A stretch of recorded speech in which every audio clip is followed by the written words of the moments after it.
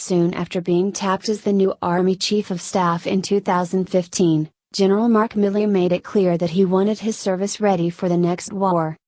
Since then, the gruff-speaking, former Special Forces soldier has hammered away to rebuild a war-weary army and put it on a path to build a modernized force of soldiers and equipment capable of taking on high-tech foes on a future battlefield. In his first major speech as chief, long before the Russia and China were named the top two threats in the 2018 National Defense Strategy, Milley made readiness his top priority to ensure soldiers were prepared to face Russia in combat. After modernizing its nuclear and conventional capabilities in 2008 and updating its military doctrine, Russia has launched on an aggressive foreign policy in the last 7 years, attacking Georgia, annexing the Crimea, invading the Ukraine through surrogates, threatening other neighbors that are NATO allies, and now militarily intervening in the Middle East to complicate an already complicated and tragic situation, he told an audience in October 2015 at the Association of the United States Army's annual meeting.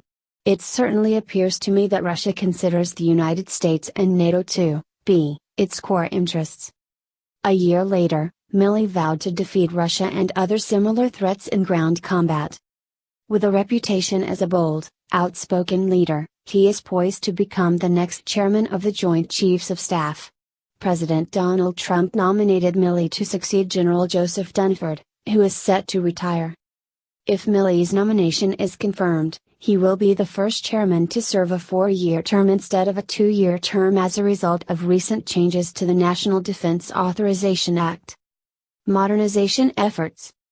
As Milley nears the end of his tenure as Chief of Staff, he has become known as one of the major drivers behind the Army's ambitious modernization effort. In October 2017, the Army launched a plan to replace its major combat vehicles and aircraft by 2028.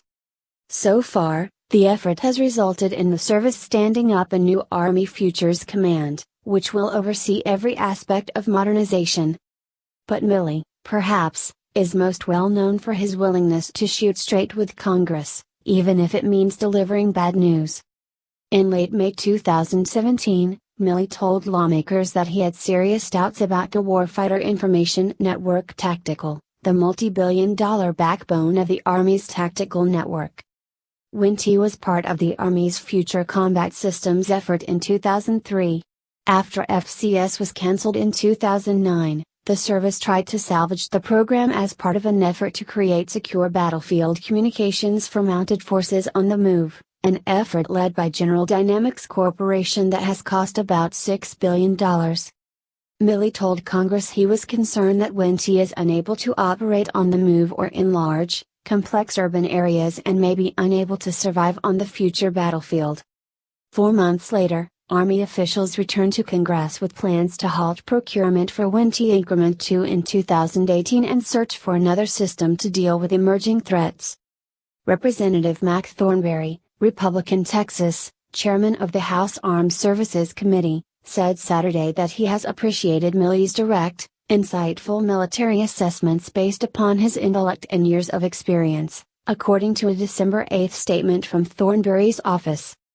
Milley also revealed to Congress in May 2017 that the M4A1 carbine's 5.56 mm round can't penetrate modern enemy body armor plates.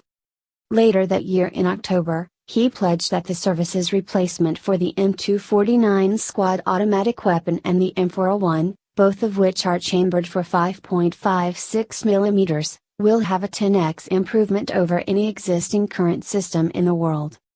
In October of this year, Milley told reporters that the service is working on prototypes of new 6.8 mm next-generation weapons that will likely penetrate any body armor on the battlefield.